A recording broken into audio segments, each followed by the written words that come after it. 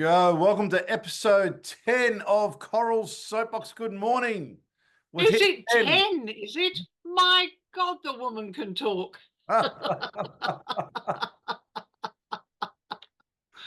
Oh, we ran out of dear. time last week, so We did run out of time, and I had a cold. I've still got the remnants of the sore throat, but hey, I'm sure it will be fine. you'll be fine. You can still talk. Hello, everyone. Nice to see you back again. Get a life. No, Matt doesn't want you to get a life. He wants you to keep coming to the podcast. Have you been reading all the comments? I mean, the comments on the last soapbox, I mean, there's people are writing like paragraphs and paragraphs. I haven't seen any of them because you only put it up a couple of days ago, and yesterday I was busy doing interviews with lots of exciting people. I actually got to talk to and interview Torval and Dean, Oh, really? and I got to interview which will mean something to Australians, but probably not overseas, Deborah Conway, who's been part of our singing fraternity forever and ever. So it's been a busy few days. So I haven't seen the new upload, but I hope that people are enjoying it, Matt, are they? They are. They are. Very Great. much. Yes. And I'm still getting fans reaching out even this morning, even on Facebook. AJ St. John, who I think is in the UK. Hey, Matt, would you be able to mention Arnie Ballinger to Coral to see why we never got to see him on the show? Yeah, I mean, they really, look, sometimes it's far more interesting to refer to a character and not see them. Seeing him would have done absolutely nothing because our show was primarily about the women. And in particular, with the Ruth Ballinger story, it was about her. And so it actually would have taken away from her story if we had suddenly got involved with him, or we had knowledge of who he was and how he was and what influences he had on Ruth. So sometimes it's much better. You know, it's a bit like horror movies when you don't see what the scary thing is, and you're much more scared, then you see it and you go, oh, was that all? I remember you said that about I was talking to you last year about Cynthia Leach on one of the Talking Prison ones with you, and you said the same thing, because I said, well, what a waste of a character, but you said it would have taken away from Ferguson.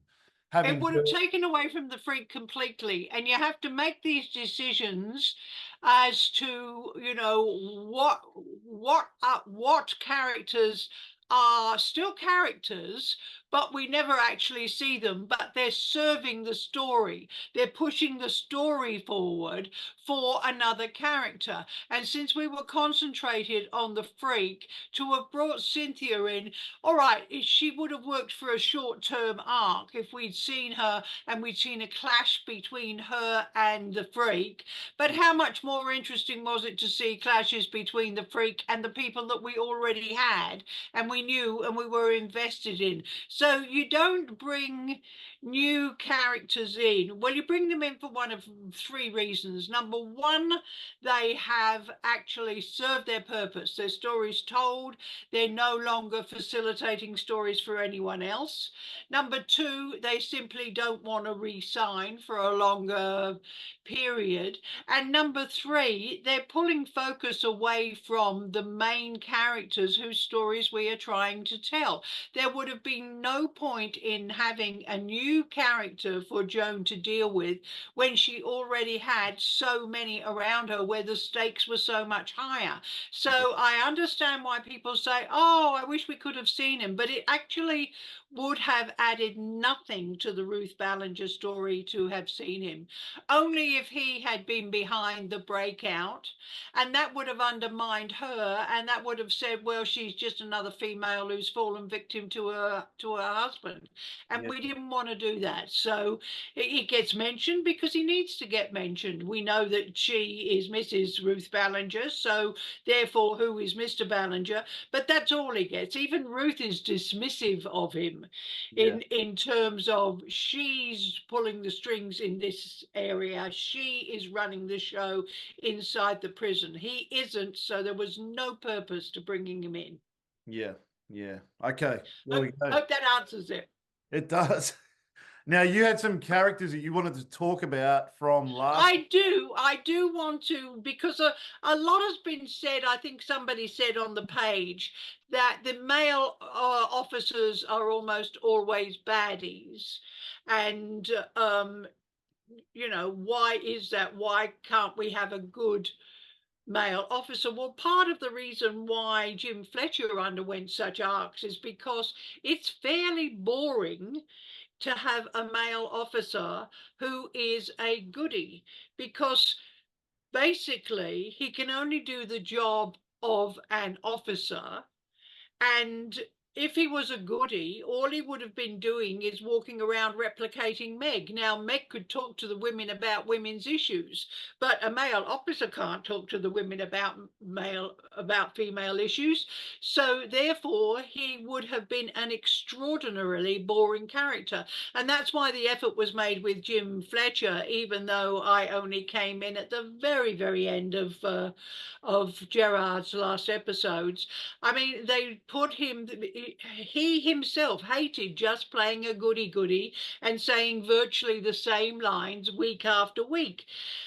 You get so much more out of a bad character. And while we like to say that our females are, despite being behind bars, they're in charge of their own destiny. We like to say, you know, the strong ones take care of the weak ones. The weak ones know that the top dog will look after them. They're all at the mercy of a bad officer. They're not at the mercies of a good male officer, but they are at the mercy of a bad male officer. So bad officers are just that much more interesting. I'm not going to talk about Jock Stewart except to say that I knew Tommy Dysart. He was a very rambunctious Scotsman, so that it wasn't that far away from his persona. He was very forthright and very opinionated man, but he was very endearing too. And it's certainly Jock Stewart wasn't endearing. But if you had to pick someone to play a bad prison officer, you would really want Tommy Dysart. I mean, I can't think of anyone in Australia. I can't even think of anyone in England either who could play that character the way that Tommy did. It He was played it. tailor-made for him, Yeah. and he was a terrific baddie. Tommy and his wife Joan Brockenshire were very, very big in the theatre scene in Australia.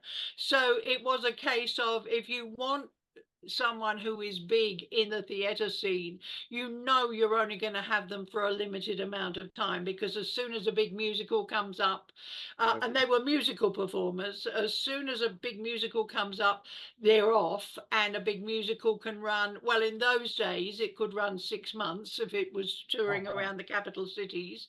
These days, it can run a year or more than a year. Yeah.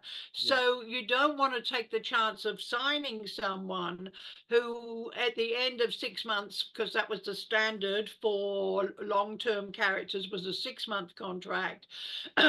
You don't want to take the chance, or almost 6 months. I think it was like 50 episodes, something like that.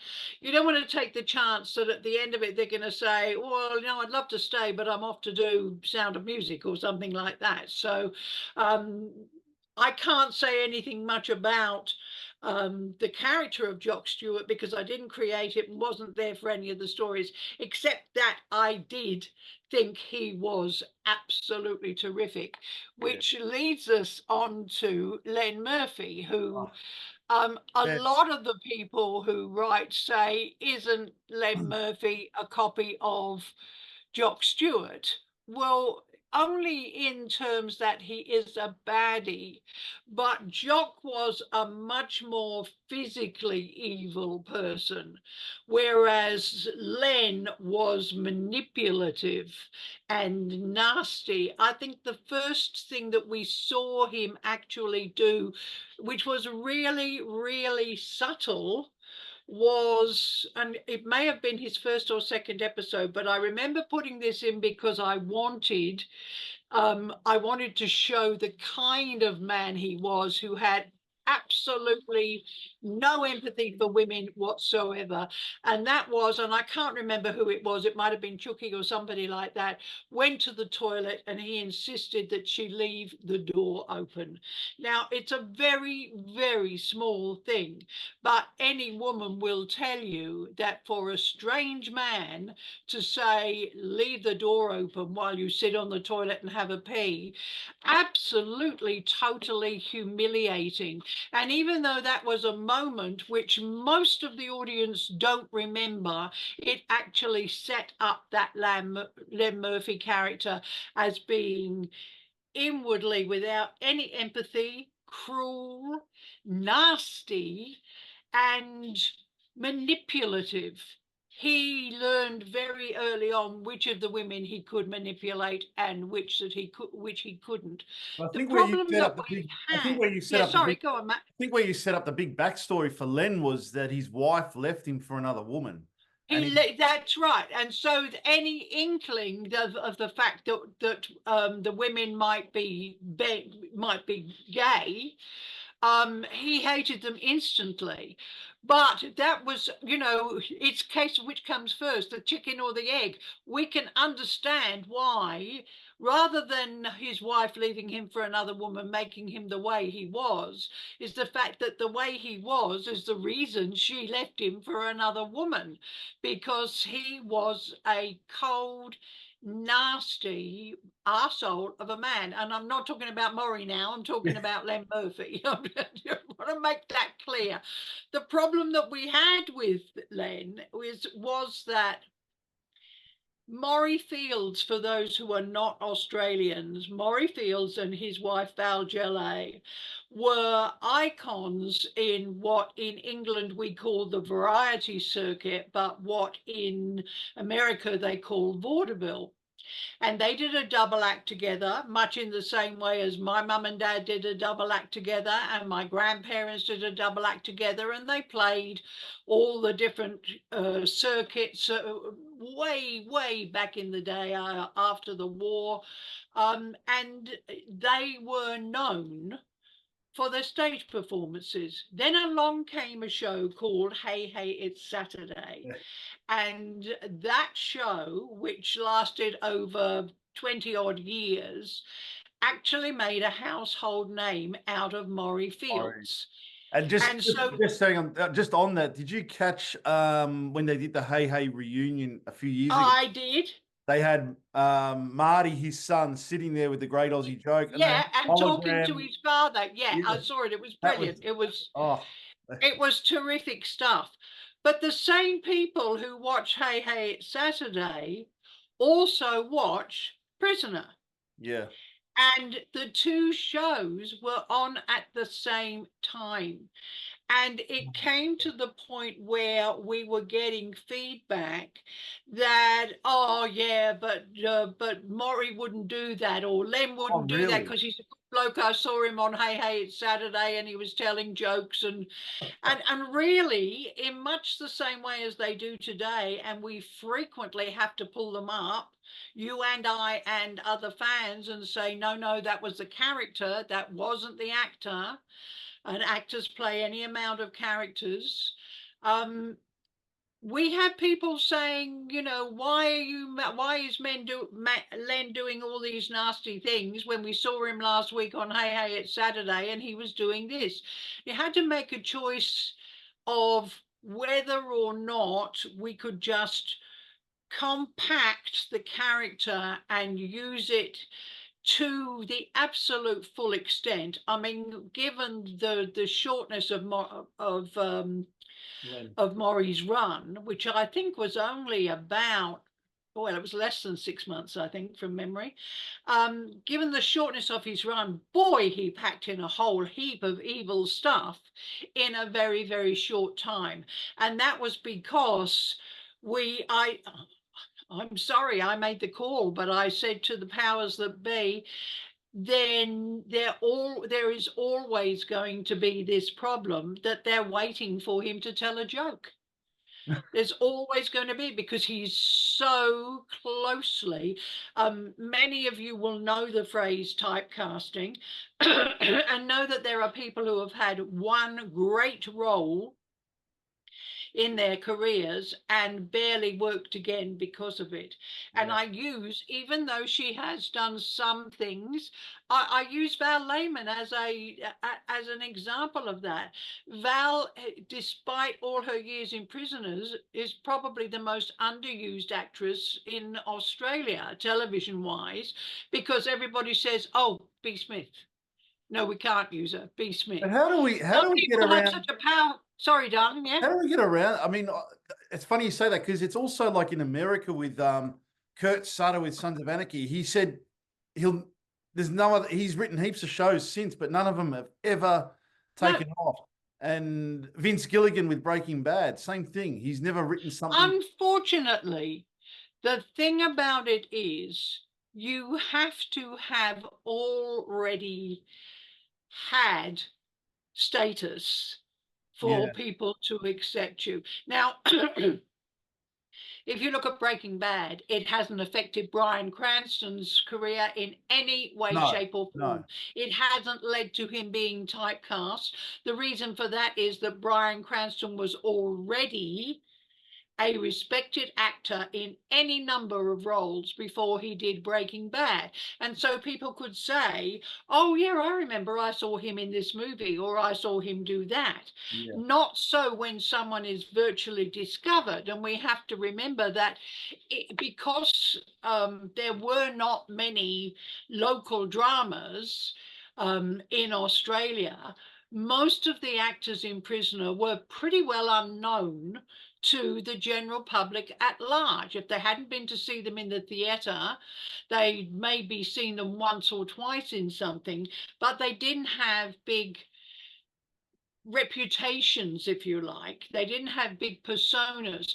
If you look at someone like Robert De Niro, or he's still working now in his 70s or 80 or whatever. but don't you But find his that's movies? They're awful movies now that he does though. they're terrible, but the man, and he can't possibly need the money, but he likes to work. Yeah, true. It gives him a reason to get up in the morning. He likes to work. And people say, "Oh, it's Robert De Niro doing Robert De Niro again." And even worse is Al Pacino doing Al Pacino again. But those people have such a wide range of credits Yeah. that people will accept them in a new role. Speaking of Val never had the career in television that she should have had. It's like people saying, "Oh, well, because she's B. Smith, she can't play any other role." Of course she could. Of course she could. but it's the She could have fans. played any number of roles, But it's the but fans she that won't didn't allow get it. them because she was so connected to It's B. me. Smith. So typecasting, it can be great in that it can give you security, it can give you money, it can give you a profile, it can give you fame. But what it can't give you is, in most cases, more work. Now, Val did a very, very good mini-series after Prisoner. Um, but I think that's about the only time I've seen her. And she played the mother in, what was it, A Fortunate Life? I think it was A Fortunate Life, and she played the mother. And she was excellent. She Yeah. was really very, very good. Okay. Then she had to move back to doing some stage work.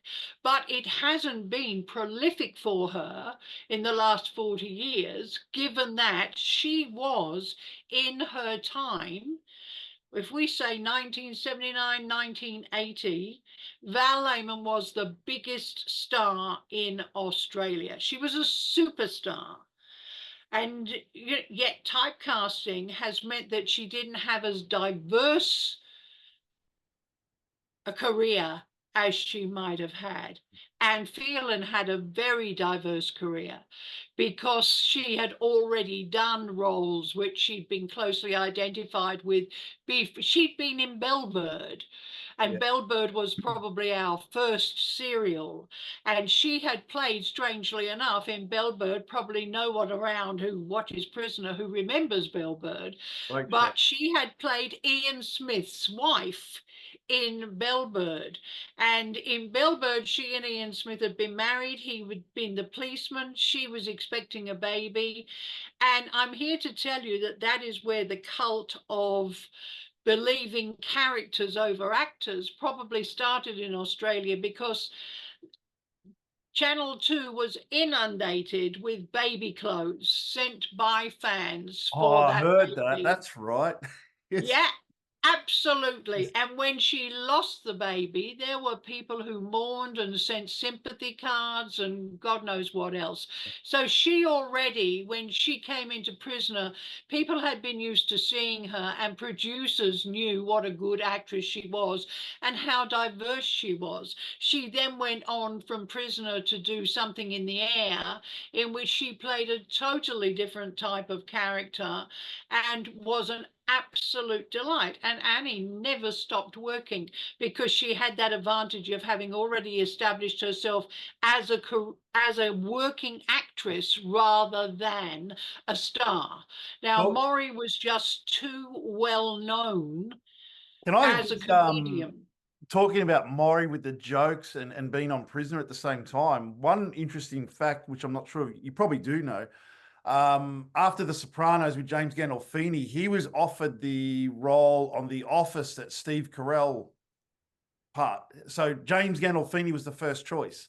Really? I Yes. did not know that. And then what happened? HBO found out, which was fine because he was out of contract. Sopranos had finished, but Yeah. HBO offered James Gandolfini more money to not go on The Office because they didn't want the character of Tony Soprano tainted. So I have to say that I think Steve Carell for that role was a much better choice than James Gandolfini, even though I love his work enormously. He yeah, can do but no isn't it wrong as far amazing? as They I'm paid him concerned. But not to go on the show, to stay off it. yeah, well, that happened quite a lot. I mean, I was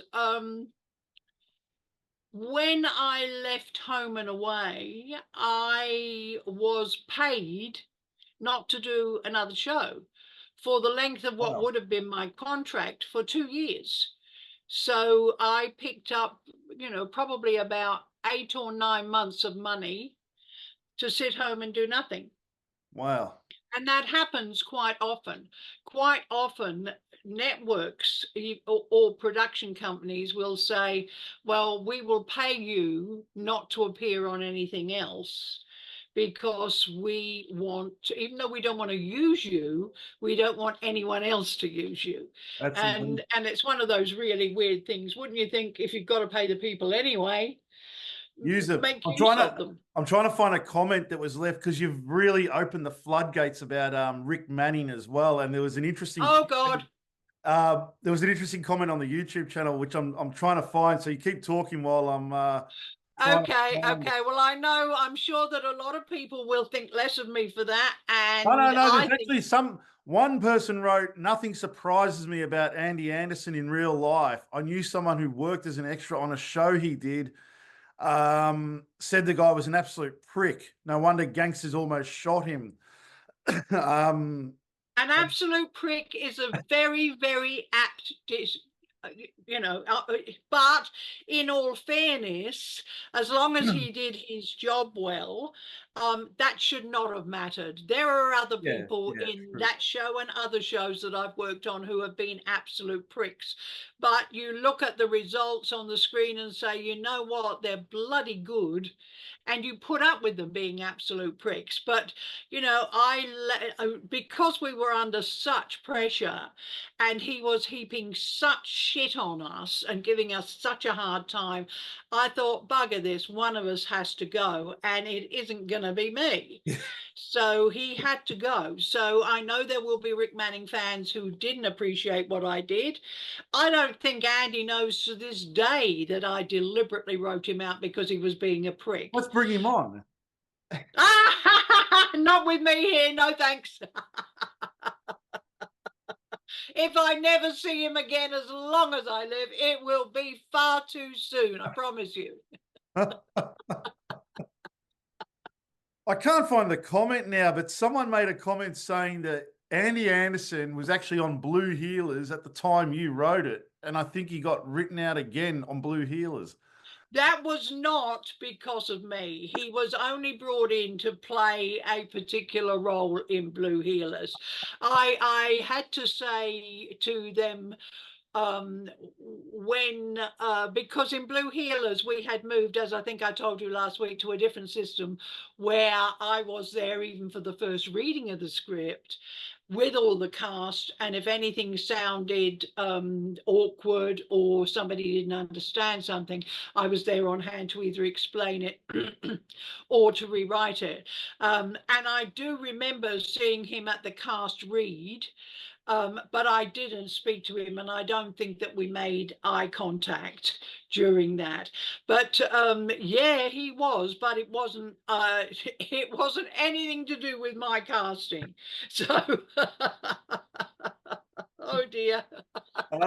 All right, so back to Len Murphy. So that was the reason. Was that why his character was so short-lived? Would you have kept him on if you didn't receive that feedback about No, the funny thing is that as I wrote his last scene, as we plotted his last scene. Great last scene, also in the cell in the male prison with Yes, Ferguson yes, coming to visit him. yes.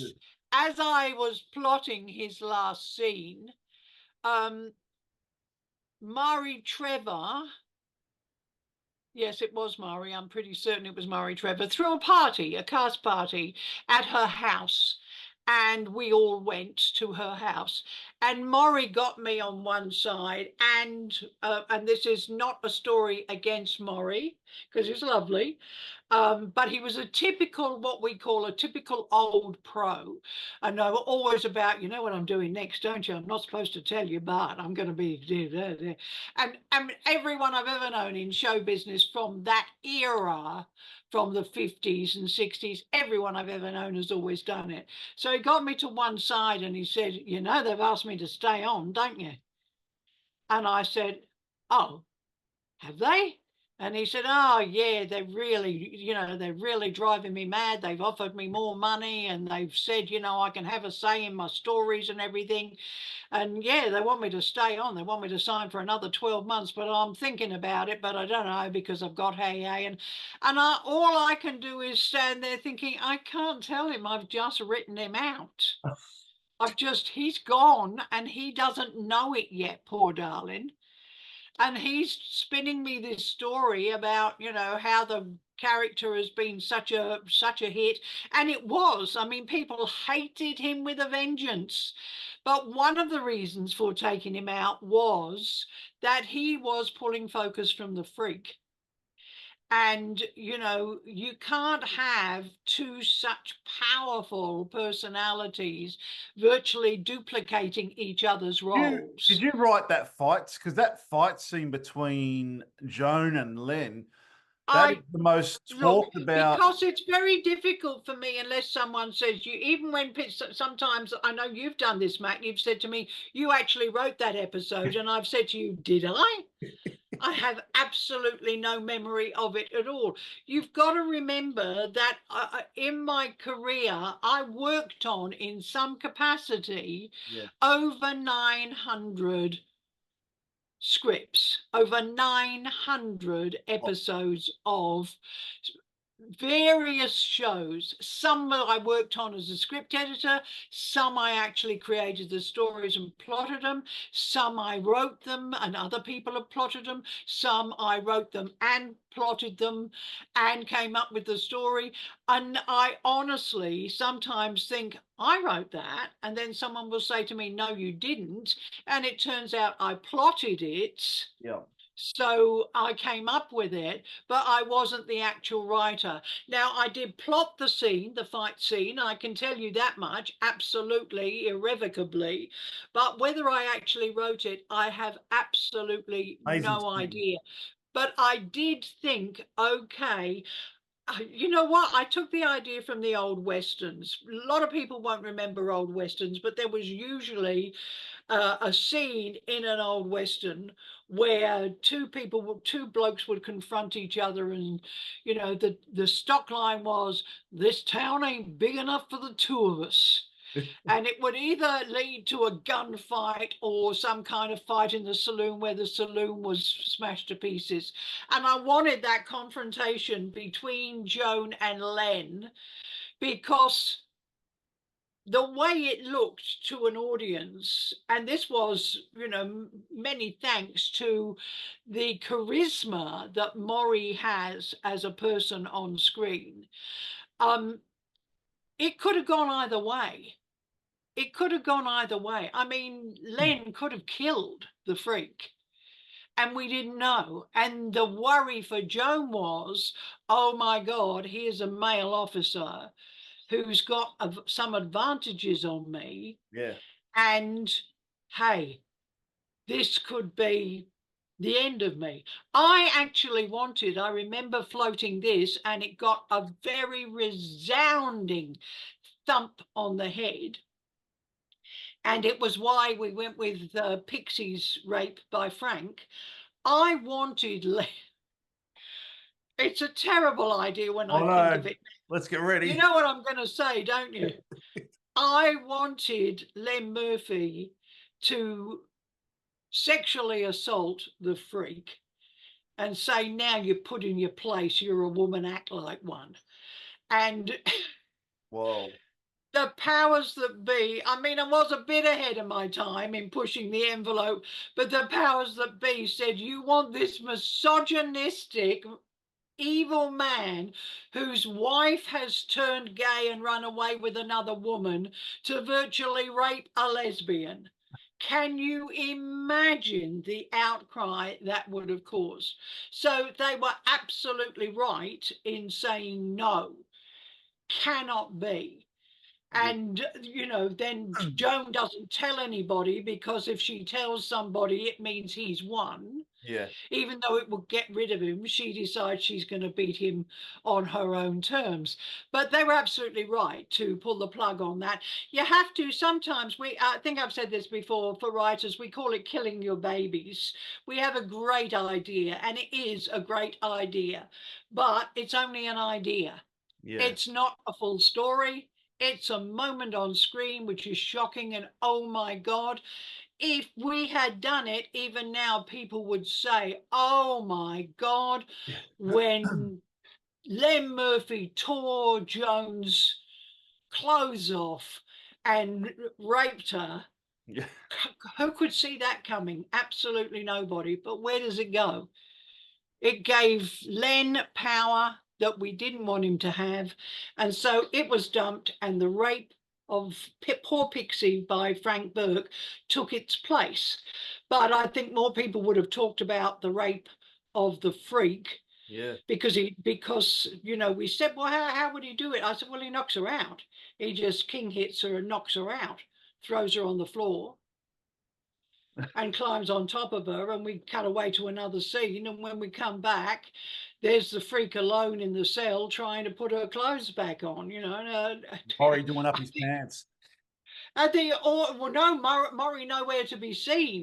So we're thinking, okay, was it Maury, or was it Len, or was it one of the men, or was it, it would have been a classic moment in Australian television history, Would have been. but it would not have been right for the show. And Louise Siverson spoke about her scenes with Maury and said he was a very funny man to work with. He was hysterical, and that was the problem.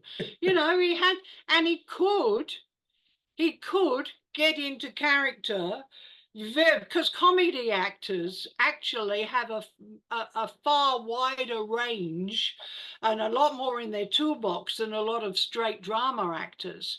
And he could be at his absolute most menacing and evil, and then leaning close to you and say, "Tell you what, Kelly, Yeah. did I tell you the one about the gorilla that walked into a bar?"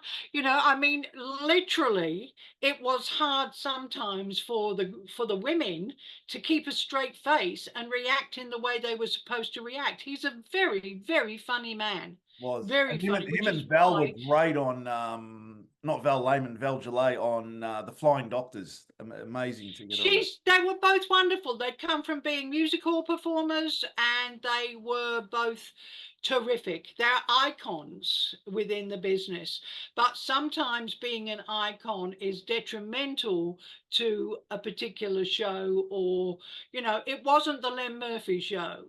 And Maury was so charismatic that every time he was on screen, it was the Len Murphy show. So unfortunately, he had to go. If I could have early on said to him, "Maury, tone it right down. This guy is evil.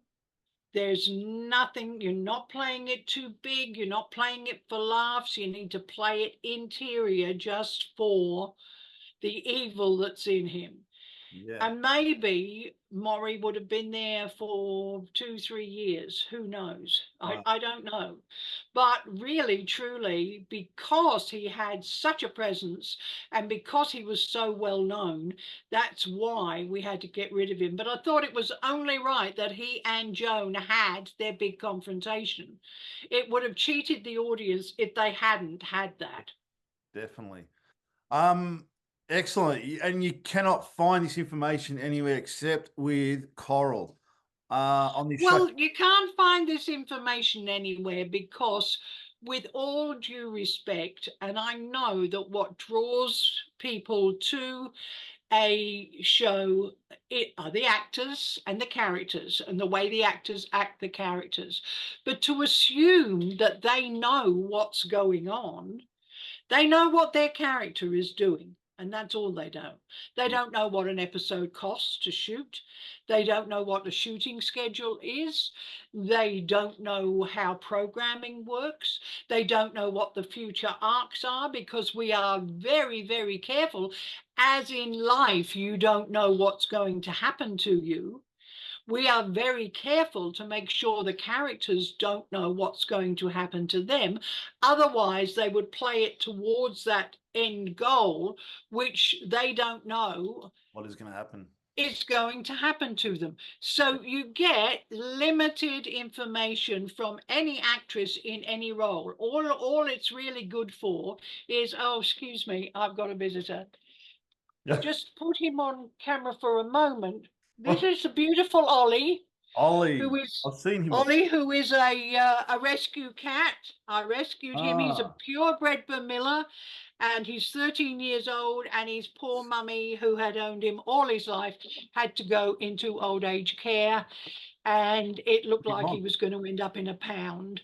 Wow. And the glories of Facebook. Facebook does do some really good things. And Does. unfortunately, people rescue moggies, but for some reason they don't rescue purebred cats. They assume that the purebred cats are all going to find homes, and that's not the case at all. I didn't know that. And Vermillas are very, very beautiful cats, and he's just absolutely gorgeous.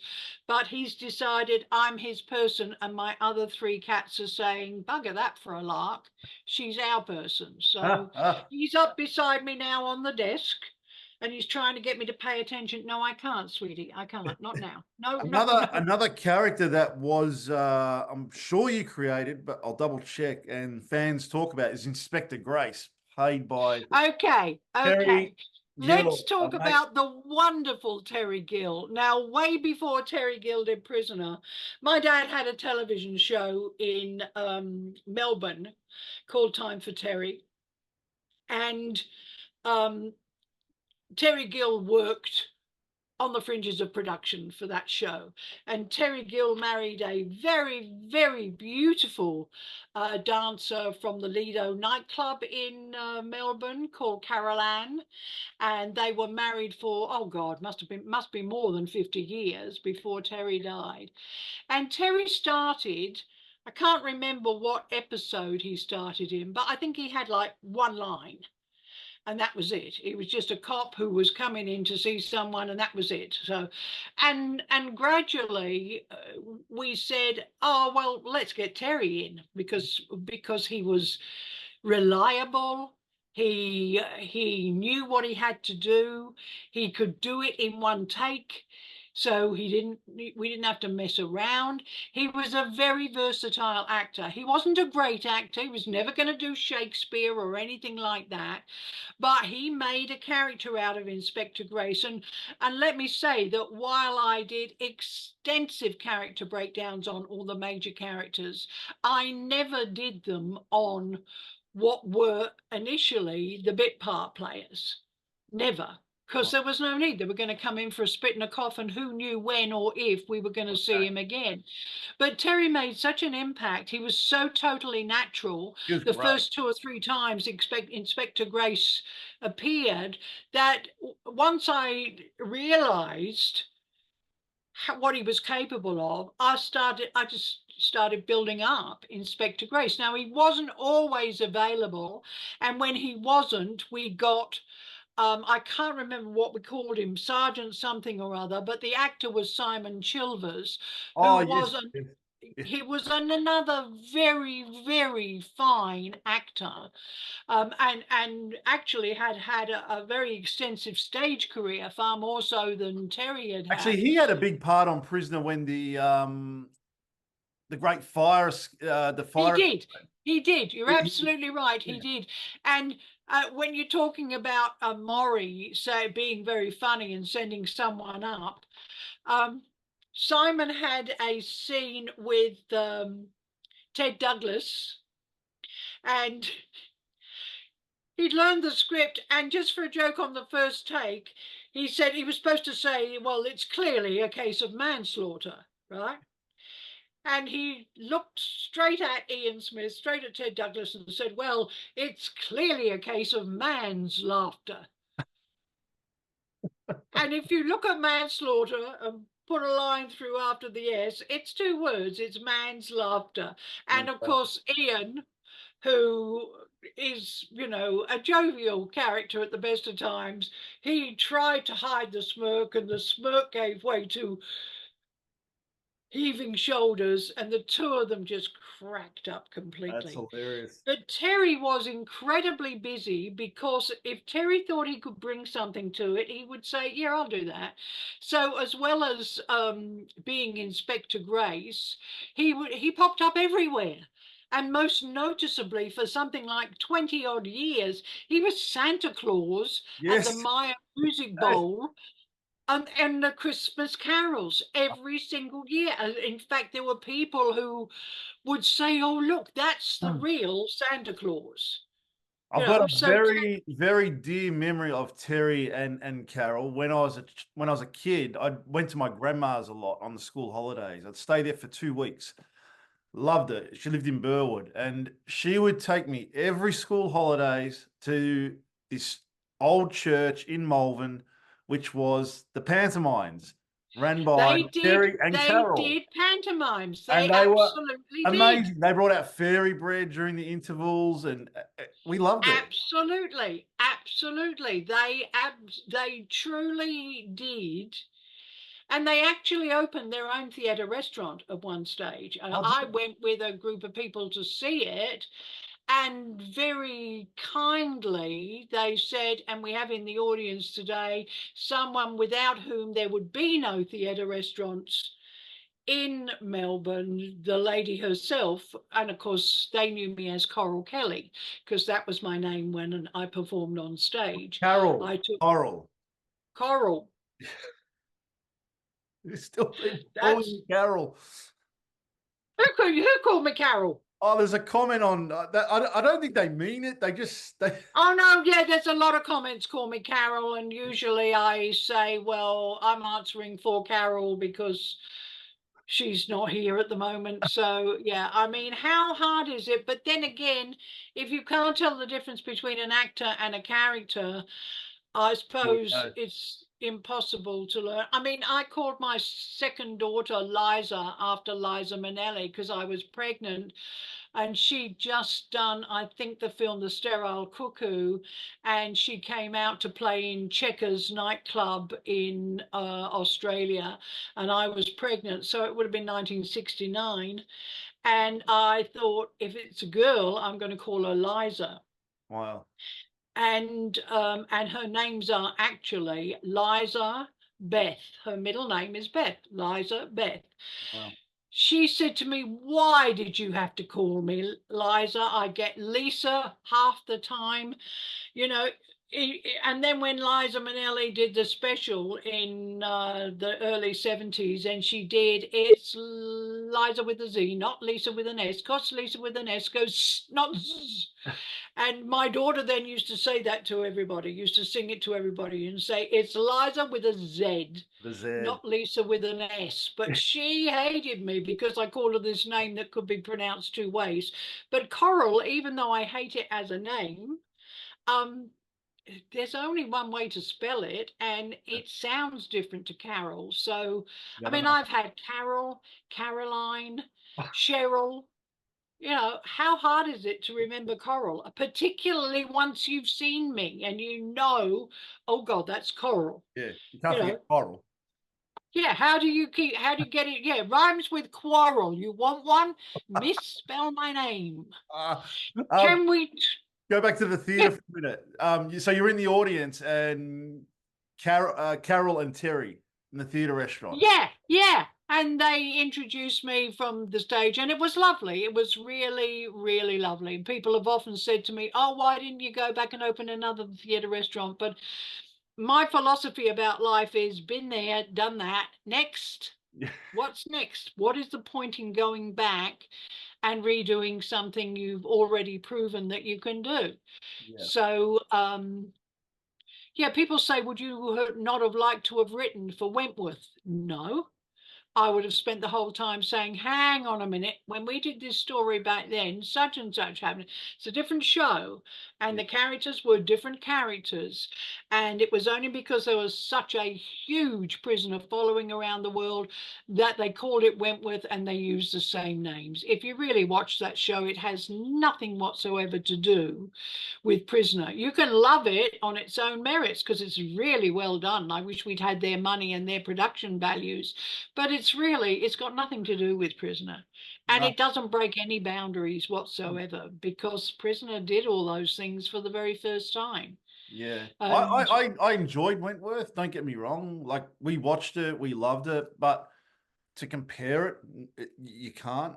And it's apples and oranges. and it was It's not, weird they used the characters' names that didn't like. yeah, didn't match them to the characters. Yeah, it was bizarre. Why then use the characters' names? Why not just say this is, you know, I think it would have been better if they'd done, Did you watch Prisoner the it? Next Generation, Did you watch it? and they'd had people and made the characters somehow vaguely related to the past stories. Yeah. In other words, I know it wouldn't have been possible, but maybe B. Smith was not B. Smith. Who was it? Daniel McCormick. I Yeah. think it was Daniel Daniel Yeah. McCormick. Maybe she was the would have been B's stepdaughter, or some related in some way, and so there was a continuation of the heritage. But to actually say these are those people, a lot of people couldn't get their heads around it and so dismissed it, and that's a shame because it was a good series. It was a Yeah. very good Oh, series, but to compare it is really stupid. I mean, I think they did 7 series of 10 episodes per series, whereas we did 92 episodes per year for 8 years. We did 692. You can't compare. All you can do is say, okay, it did 70 eps. What was happening in ep 70 of Prisoner? But one thing Wentworth did for Prisoner, which was interesting, because I go back and look at a lot of comments on YouTube of episodes and things, was the younger generation that never heard of Prisoner watched Wentworth and went back and went, And oh, then wow. when I need to watch Prisoner, now I I need didn't to know watch that was Prisoner. based on that show. Yeah, which is Yeah, great. yeah. So that was a positive, and Yep. I'm very glad of that. I would be even gladder if I got residuals. It would be really, really nice to be getting money from Prisoner now, 40 years later, or 45 years later. But residuals weren't around Back when then. we signed contracts. And residuals, interestingly enough, there has never been such a thing. And my daughter was vice president of the Writers Guild for quite a while. There is now recognition for story editors, script producers. We get our own credit, etc. But there has never been a case put for residuals for stories that are created by a showrunner or a script producer, because we're on a weekly salary, and the theory is that everything we create is part of our work for which we are getting a salary, and so it doesn't in any way, shape or form belong to us. We have no moral property rights in what we create, no matter if all the scripts for which writers do get residuals use characters and stories that we created. We still get no more money. Reminds me of an episode of Seinfeld when Kramer sold the rights to his life. His life. Oh, yes. Beat him and couldn't get it back. He couldn't get his life. And that's the problem. Problem is that writers are screwed right, left, and centre. Quite frankly, even people like Aaron Sorkin, who created The West Wing. I mean, he created that show. It's not like he was brought on, like I was brought on to give it a new life and go in a new direction. He created it from scratch. Yeah. And got fired off it. Yeah, it's amazing. How do you fire someone of something they have created? I know, it's amazing. It's outrageous. The way that writers and creators are treated is outrageous. What's happened? I know I keep talking about Sons of Anarchy, but they sacked Kurt Sutter. And yes, I know. Yes. He actually came up with the idea last year. He wanted to do a prequel going back to the original 9 back in the 60s with the Vietnam War and everything. But he can't, because Disney now own the rights to the show and they sacked. So he can't do the show now. Yeah. And I wanted to do a spin-off of Prisoner far, far earlier than Wentworth actually happened. And my idea was that we kept, in those days, we could have had access. I mean, God love them, so many have now died, and that's tragic. But we could have had B. Smith. And the idea was that B, the freak, Judy, and a couple of others, including Lou Siverson. They were all in a home for aged recidivists, people who had been in prison. They're in an old people's home.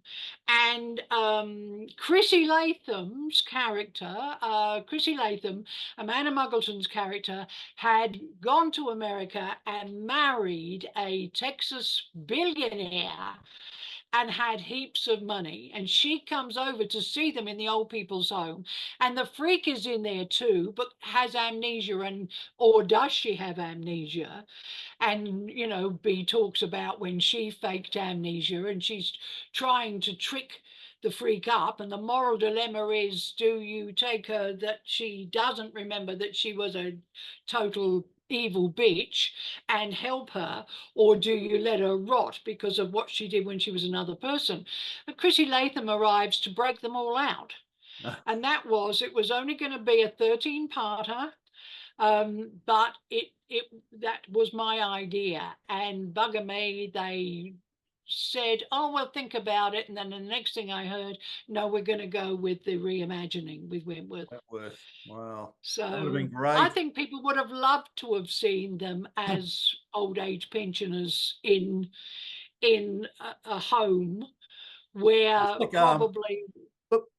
Like the Golden Girls, which is an all-time favorite show of mine. Why? Absolutely, for some and reason, mine nothing too. works over here. Like, I was trying to imagine, could you do a Golden Girls in Australia? Like, well, I think you could, but I don't think they would. yeah, it's You know, I think they could, but I don't think they would. I interviewed yesterday, whenever it was, Deb Conway. And Deb Conway, when Deb Conway first started singing back in the early 80s, you know, 81, I think, because she's doing, for Australians, she and a lovely male singer whose name escapes me for a moment are doing a show called You've Got a Friend, which is all Carole King, James Taylor. Oh, wow. Which won't mean anything to anyone under 50, but for anyone over 50, well, you might, Matt, because you have a wide range. But, you know, I said to Deb, you were known to be a rebel and a revolutionary type who said, up you to the establishment. And You're she talking said, about what do you mean? Darren Coggan. Is that the name you were? Yes, Darren Coggan, yeah. And she said to me, what do you mean were? What do you mean were known? I'm still a revolutionary. I'm still a rebel. And I thought to myself then, if I had done that show, and she's 65 next month. Oh, wow. So, you know, people from who we remember as being super, super young are now quite old. Quite old. I mean, I was trying to work out how old Siggy Thornton was, and I reckon that, you know, Siggy's got to be 70s, early, you know, 70, early 70s. And when you still see them looking so young, when you replay your tapes, it does not compute somehow that all that time has passed. Can we talk about, sorry?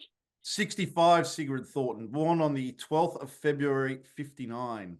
Oh, okay, 59, okay, 65. So she's pretty much the same age as Deb Conway is. Can we talk about David Bridges? Because I've got him on my list, so I was about to ask you. Good. I want to talk about David Bridges because, and we know that people come to Prisoner with differing levels of expectations. I won't say differing levels of intelligence, although possibly that too.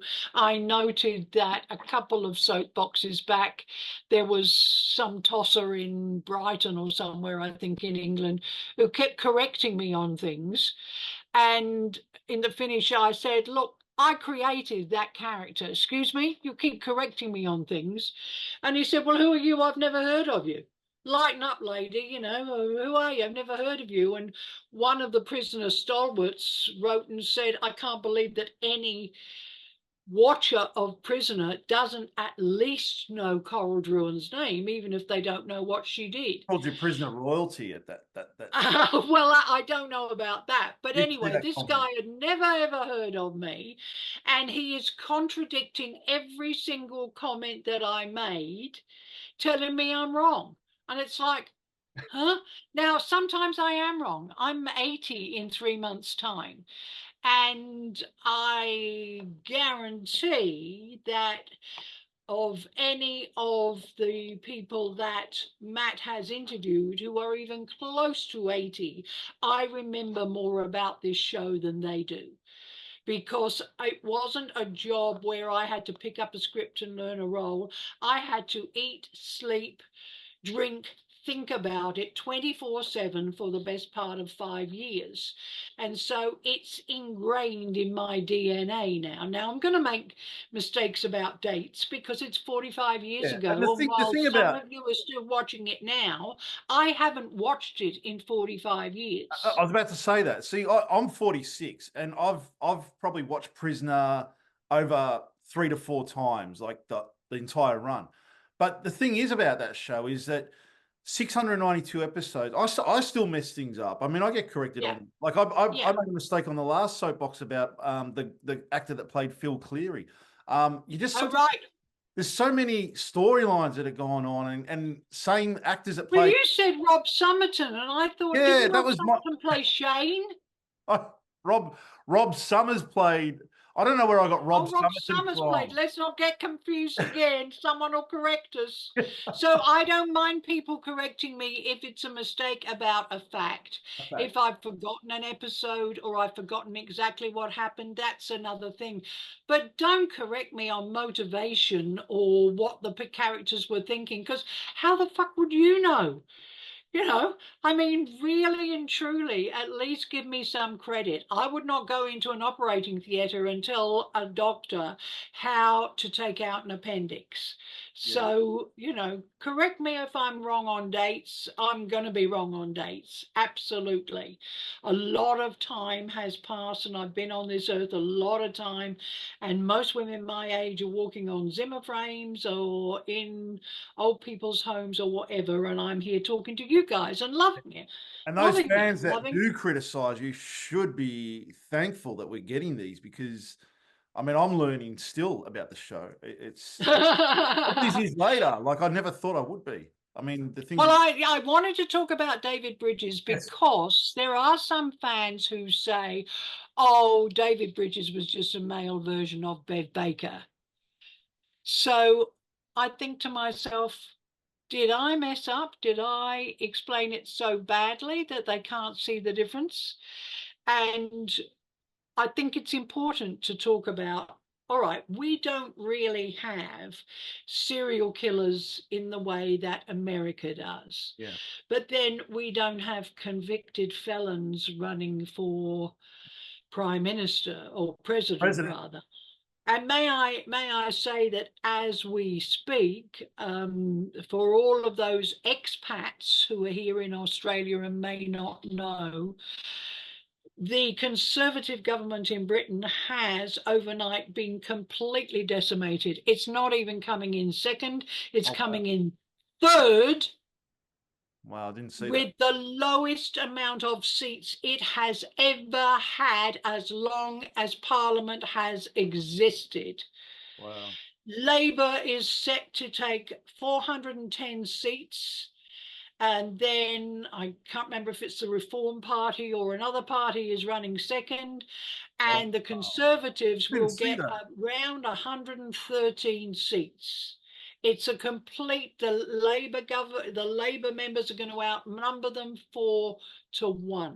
So, it's a huge, huge part of history. That and the fact that the Supreme Court this week virtually Yes. gave Trump How was that? unlimited powers.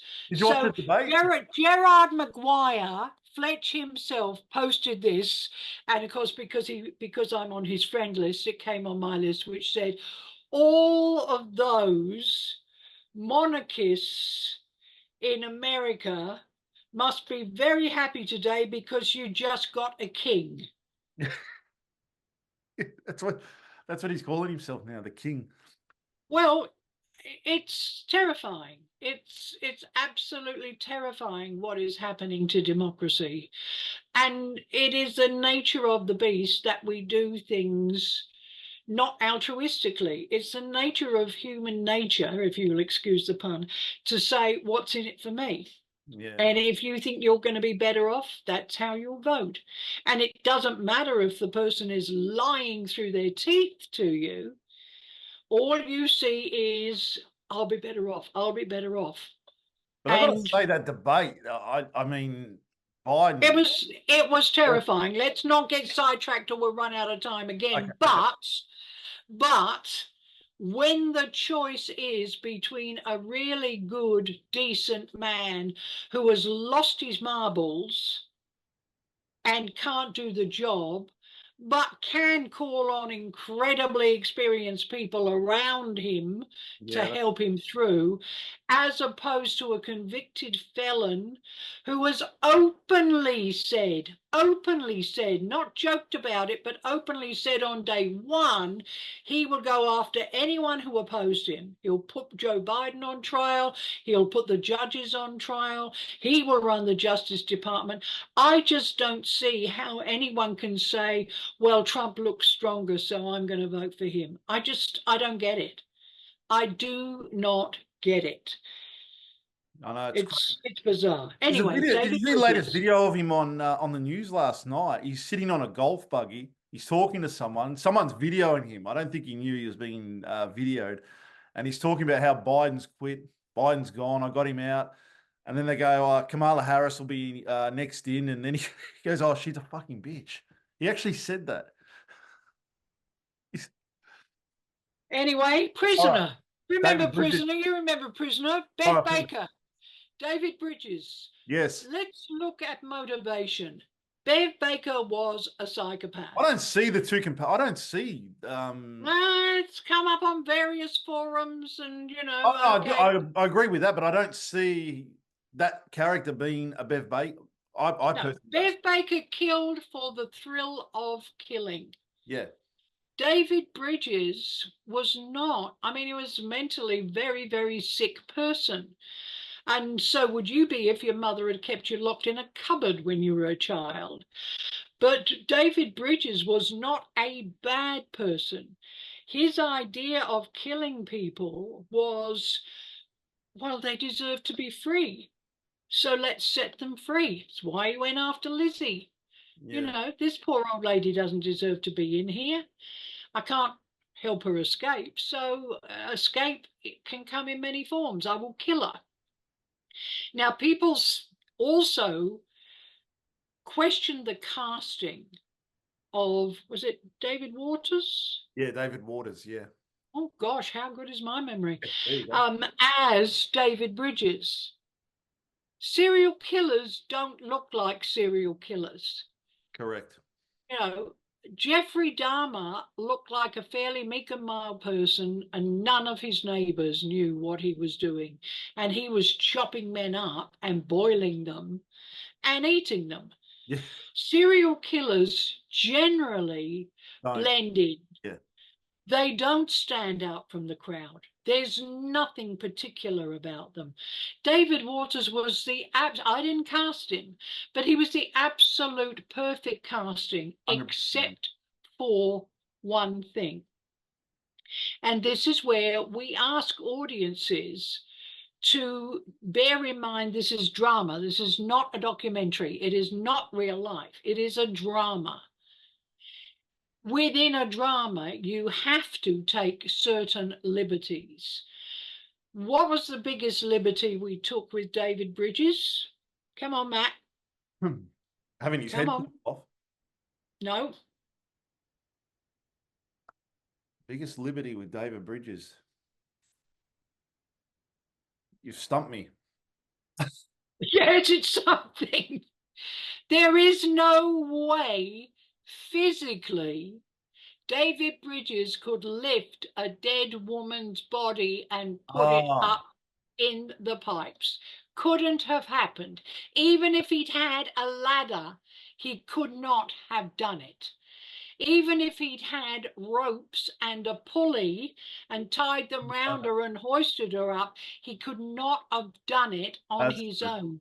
Dead weight is, I think it's something like 50%. I don't know. Please don't write and correct me on the percentage. Let me just say then, it's considerably more than live weight. When you are dead, your weight is considerably more than when you are alive. So he could not have done that. He could Cass have decapitated him with a sharp spade? Yes, she could. But could he have lifted a dead woman and put her up amongst the pipes? No, he couldn't. But his motivation of setting women free who didn't deserve, in his opinion, didn't deserve to be locked up, made him all the scarier because it meant he would go after the ones who weren't the worst. He Yeah. would go after the ones who were the best, who he felt didn't deserve to be there. And I found him a chilling character, but So he did I. never scared me like Bev the Beast did, because there was no reason for her to kill. Yeah. There was no reason whatsoever. And when she kills the young social worker played by Jeremy Cooley, he's just encountered her in the hall and says, "Hello, my name's so and so," and she takes a knitting needle and bang, straight up under the ribs and into his heart. Yeah. That is probably one of the most chilling moments for me because it happened so fast and with no motivation whatsoever. And I think I have told you before, it was the reason we had to write her out, because we were shit scared of her. We were absolutely terrified of her because we knew she was capable of It was anything. great. And we found ourselves thinking, oh, what's the worst thing she could do? What's the most horrible? And we didn't want to be like that. Basically, our show was about women trying to deal with their life behind bars, and to throw a monster in there who could have done anything to anybody for absolutely no reason whatsoever. Well, for a start, you've got no story. You've got a series of things happening, and maybe the story is to find out who done it. But our show isn't a cop show. It wasn't a show about who done it. You Yeah. were in an enclosed environment, and it didn't take long to find out who did something. So Bev had to go. But for those who say David Bridges is another Bev Baker, I'm sorry, but you've missed the point of everything I was trying to do. And I guess I could say, well, I take the blame for that. I clearly didn't explain it well enough. Or I could just say, well, sorry, you weren't thinking hard enough. You weren't very bright when you were watching it, or you would have seen just how different they are. Now, I know there was a question about the beheading and why we never actually saw the head after it came off. And somebody made a point that we were supposed to. Yeah. Yes, we were. Yeah, that was Brian Whitworth. My question about, Okay. yeah. Well, Brian, the reason for that was props made such a crap fake head that we could not use it. And when I saw it, because they did do the shot of the head bouncing on the floor and then the close up of the head on the floor. You know that head's And still around? It's owned by a fan. yes, I believe it is. I Yeah. believe it is owned by a Babs fan. McMillan told us at the last year's event.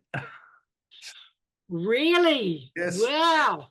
Well, it was crap. It was absolute crap. Now, I threw one of my famous tantrums Did you when have I saw tantrums it. back then?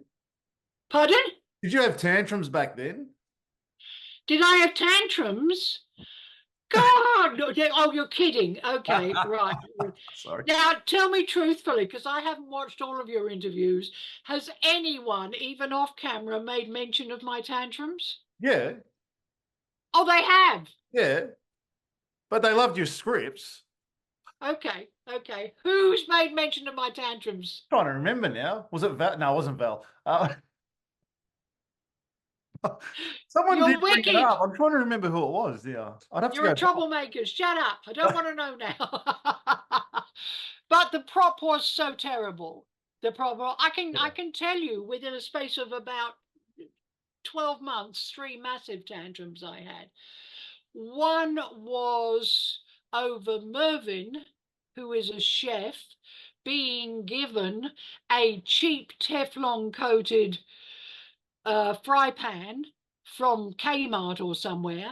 A chef would have a set of proper copper fry pans. I went off my head and threw a tantrum, spit the dummy. It was quite regular for me to say, well, I quit. And it was quite regular for them to come to me and say, once the tantrum was over, okay, you got it out your system. We really do not want you to quit. So was that And you they, going to the set to see that, or you saw it on when it went to air and went, I what? saw it on the rough cut. Oh, I okay. saw it on the Okay. rough cut and I said, what the fuck is that? And they said, it's a frying pan. I said, the man is a chef. Well, we didn't have enough in the prop budget. Yeah, they We seem to, didn't the have enough in the props seem prop to be budget to very buy. lacking on Prisoner. I do say one about the props. Oh, shocking. The another tantrum was because the nun, can't remember her name, Diane was Craig, given Anita Selby. Anita Selby, yes, played by the wonderful Diane Craig. Anita Selby was given, and Anita Selby was a Catholic nun, okay? Because she talks about the Pope and Catholicism to Lexi in the rec room and everything. She is given a King James Good News Bible. I beg your pardon. In my book, and Darren Hembrow will tell you this because I think Darren's got a copy of my book and is a great fan. In He my loves book, it. I should have put in the script a Bible, very old, leather bound, much read, and then props could not have fucked it up. But I didn't. I just put Anita picks up her Bible. And when I saw the offline cut, it was a King James. They were very big at the time. The paperback Good News Bible, I think it had mountains and clouds and the sun rays coming through or whatever. No, there isn't a way in the world that she would have had that Bible. And so I threw a tease. That was my go-to position at that time, was not to be diplomatic and say, look, I understand props is under the gun and they've made a shocking mistake, but we really do need to fix it because it's damaging to the show. I've got a And surprise for you, though. You're talking about props. I do have someone from props who wants to come on and have a chat with us. okay, am I going to be there for that one? Yeah, of course. It depends when they were on props, of course, Yeah. but clearly Mark props. Collins, I think you know. I think you know Mark. Oh, I do know Mark, yes. Yeah, yeah. You know, props let us down so many freaking times. It is just impossible. You know, directors let us down at sometimes. You think, no, no, no, the shot should have been this. But you cannot tell a director how to shoot a scene, because if you do, they will, 100% shoot it the exact opposite, just because they're not going to be told how to shoot a scene. So you need to write in the big print, not things like ECU, which stands for extreme close-up. You need to write things like Lizzie's face fills the screen and we see the terror in her eyes. Now, if you do that, the director will think he's made the choice of an extreme close-up, and he will say, oh, yeah, right, get an extreme close-up here of her face filling the screen. And that's what you wanted as a writer in the first place. But if you say extreme close-up, they will shoot it from way back here, and you will miss what it is you want to get. So writing is not just creating the characters and putting the words in those characters' mouth so that they come out the way you want them. It is also trying to create the mood, the ambience, the manner in which the scene unfolds without actually telling the director what to do. Now, these days, you can tell the director what to do. The director is a gun for hire, the same as anybody else. And once the script is locked in, the showrunner can say to the director, you need to be in really tight on this shot because we don't want to see anything else. We don't even want to know where she is. So make sure you're, yeah, got it, got it, got it. And if you don't do it as a director, you can be fired. Yep. But we didn't have that luxury. So I had to develop a shorthand which would lead the directors to take the shot we really wanted to see without telling them. So do we have any men we haven't covered? All right. Well, before we wrap up, and I know you did not create this character, it was after your Yeah. time. Len Murphy was one of my all-time favorites, but this character, and this is going to lead us into the next soapbox, if you agree. Bob Moran, so played by Peter Adams, absolute phenomenal actor, died way too young. Really good. Yeah. 61, he passed the age of 61 in 99. I think he passed away. Was Peter married to Olivia Hamnet? No, Kirsty Childs, who, Oh, he's married to yeah, Kirsty Child. That's right. I knew he was married to someone who we'd had yeah. in the show, and I couldn't remember who it was. Now, I loved his character. He started out strong on the show. He came in as the acting governor straight up because Anne was off helping Eddie, or there was something going on, another storyline. Um, then Anne Reynolds comes back, so he gets demoted to deputy governor. Then Meg comes back, so he gets demoted to just a normal officer. There was a lot of arcs behind his character. He knew Kath Maxwell on the outside before she went into jail, so they had that connection. But if there was ever a waste of a character, that was it. I just think the potential, and I don't know if he at the time had other filming commitments, and Well, let me tell you that for a start, he could have been demoted to, if he was acting governor, he could have been demoted to um, deputy governor. But if he was deputy governor substantive, which means he was actually given that role, he wasn't acting in that capacity, he was hired for that role, there is no way he could be demoted to just being a warder. it was a weird time for prison because both Meg and Anne were out of the out of the prison at the time. So, and then he went through the Lou Kelly riot, and he was strong. He was strict. Like it was such Well, a there was a character. lot. There was a lot going on at that stage. Number one, immediately following me leaving, immediately, and let's be very, very clear about this. I was fired. I did not say I've had enough, I'm leaving the show.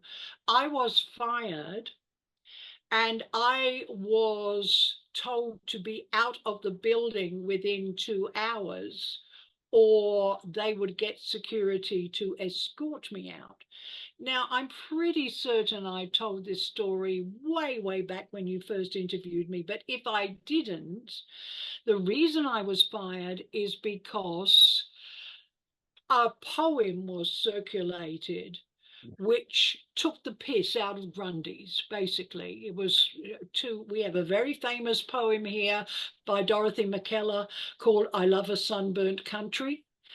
And this poem said, I love a sunburnt Grundy, because Mr. Grundy lived in a villa, but basically a palace in Nassau, I think, in the Bahamas.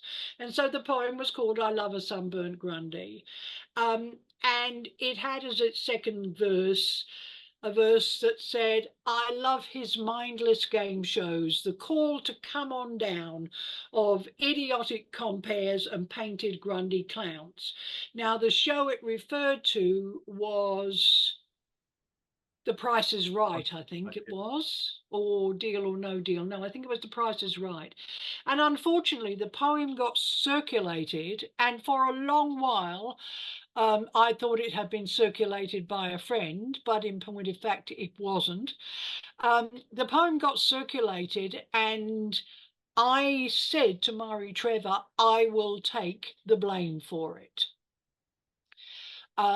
It's a fairly well-known story, so I hope she doesn't mind me saying it.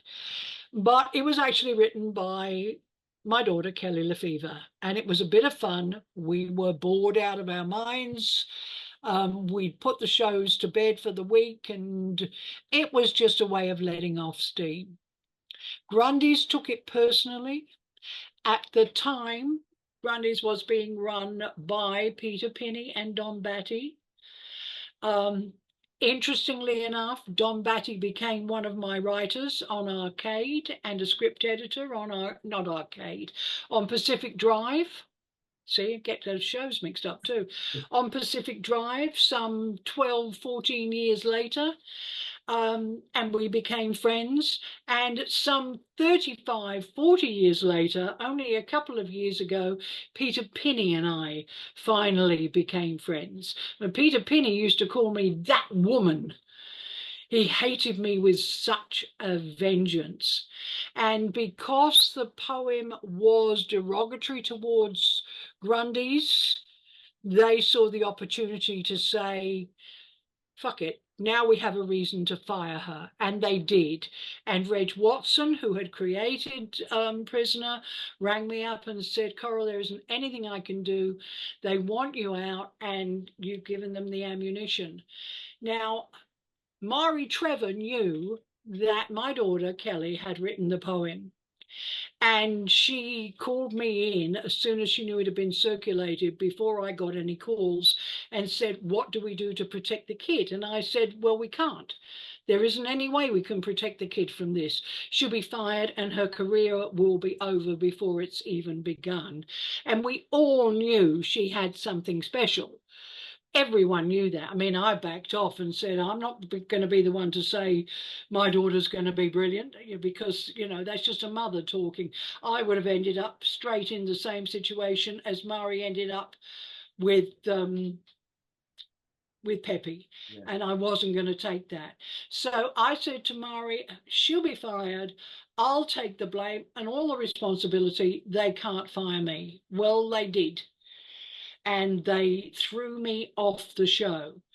And the result of it was that immediately Bevan Lee took over. And there was absolute chaos and rebellion. All of my storyliners, the entire team, threatened to walk out en masse that day, not even wait until the following week. So there would have been no show. Wow. Because I kept most of my stories in my head until I was ready to pull them out in the story meetings, and then they would go down on paper. No one coming in knew what I had really had planned, even for the following week. So there was this glut of new characters that came in. Oh shit, that doesn't work, throw them out again. Oh, well, let's try. Oh no, that's not working.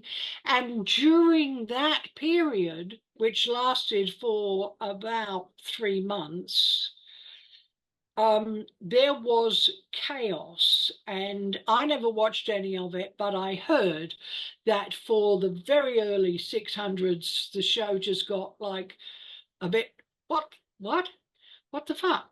Then they got their act together, and I think it was Alison Nacelle who came in as story editor. And Alison was very experienced. She knew the show, and she was able to put the pieces together. But during that period where Bevan had purview over half a dozen Channel 7 shows, not Channel 7, channel shows, because Grundy's were doing shows for every channel. Yeah. And he was overseeing them. There was absolute chaos. And it was during that period that some of the contracts were up for renegotiation. And I think that either Gerda or Elspeth's contract was, and so they gave them leave while they sorted out what they were going to do with the show. by the time they had got their act together, Channel 7, Channel 10, oh bloody hell, Coral. It's because my last show was Channel 7. Channel 10 had looked at the episodes that they were putting to air and said, this has had it. This is finished. And did not renegotiate the contract.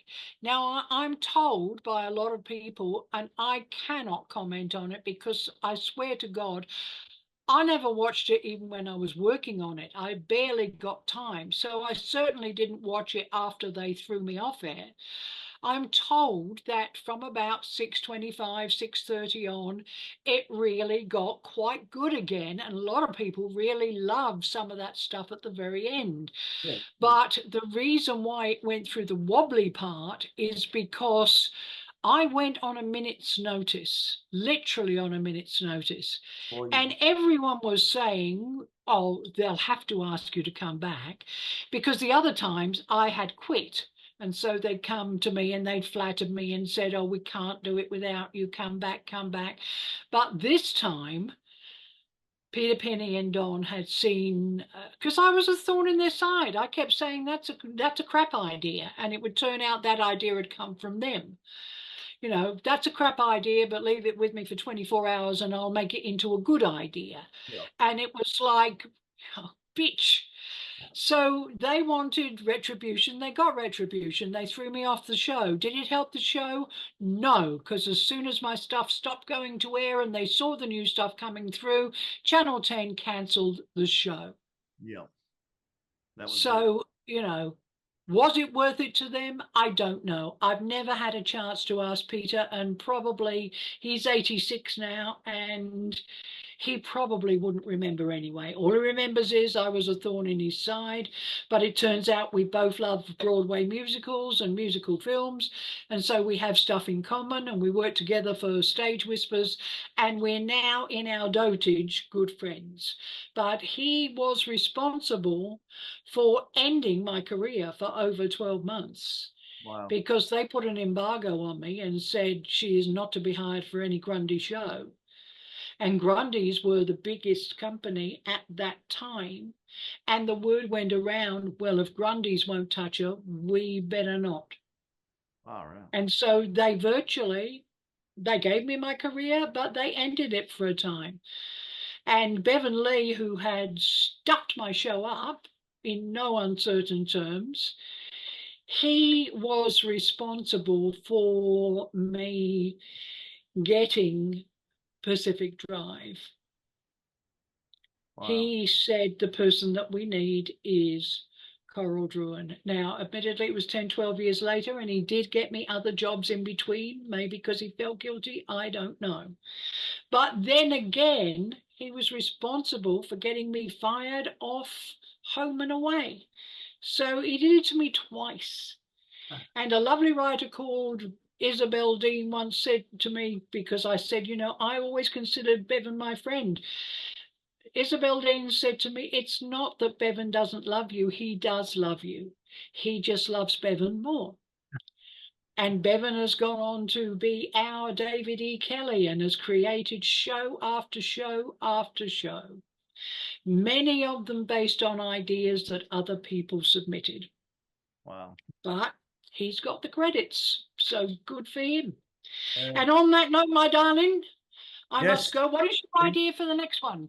I thought wasted opportunities of characters would be a good one. Like a character that's come onto the show that could have done more. I was thinking, and it maybe play into that as well, take any character who left during my time, please, guys, you know, since I didn't see any of it, I can only really comment on the stuff that I was there for. I was thinking we could maybe marry the two together. What characters left in an unsatisfactory way, and how would you have liked to have seen them leave? Yeah, I like that one. That's good. You like that one? Well, let's include wasted Let's include wasted opportunities in it, and let's talk about the way people went out. We've already talked about how Myra went out and how that wasn't how it was planned. Yeah. So let's talk about the way people who you thought, oh, what a shitty way to take them out. I know one of the first ones that's going to come up is Judy and the Song Contest, and I'm quite happy to talk about that. But there are other people too, you know. Yeah, definitely. Why did they go out that way? They were such good characters. I got a big one. Why weren't the opportunities used? So if we marry those two together, characters that were wasted and had lousy endings. Mine's going to be Erica Davidson. Well, I think you know why. I think we've talked about why. Yeah, but I'd like to know what an alternative exit for her would have been. Okay, I can discuss it, but if you've got a husband who's terminally ill and having had one quite recently, you don't get a lot of time to make decisions. Yeah, that's true. You have to say, I belong here, not there. And I'm really sorry, but yeah. And that was the situation with Patsy at that time. There, I've just blown that one. But yeah, I'm quite happy to think about another way. If we'd had even just a few weeks that we could have taken Erica out, that would be a good one. Yeah, I'd That like would be a good one. Yeah, yeah. I can get, because it gives me a chance to write alternative endings to some stories that had to be ended very quickly for whatever reason, and I can then play out what could have happened to them in the same way as I have explained last week or the week before how the Ruth Ballinger story was supposed to end if Myra had stayed. So how about that one? How about we do that? I'm sure that people will find enough interesting in that to call me over the coals about, and I'll try to remember it. Love it. All right, that was episode 10 of Coral Soapbox. Please like see you guys. Yes, and we will see you next week. Thanks, Dale. Okay, have a good weekend. Bye. Yeah. I used to give her roses. I wish I could again, but that was on the outside, and things were different then. We'd build our world together, sharing all the love we'd known, till I had to face the nightmare of waking up alone. On the inside the sun still shines, and the rain falls down, but the sun and rain are prisoners too when morning comes around.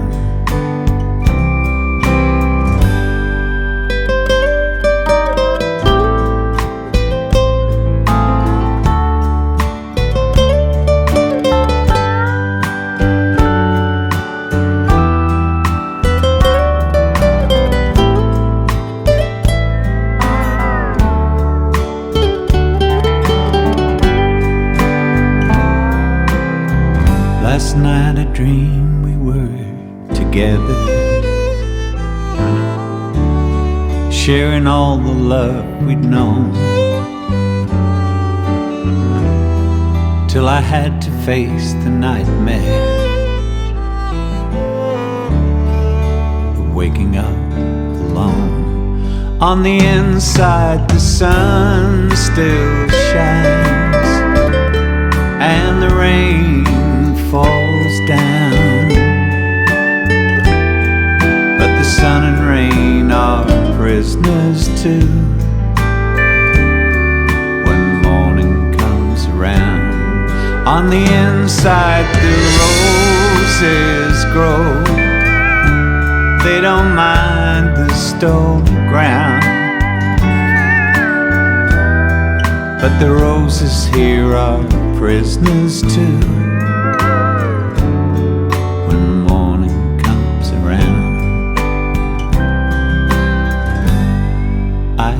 to give her roses. I wish I could again, but that was on the outside, and things were different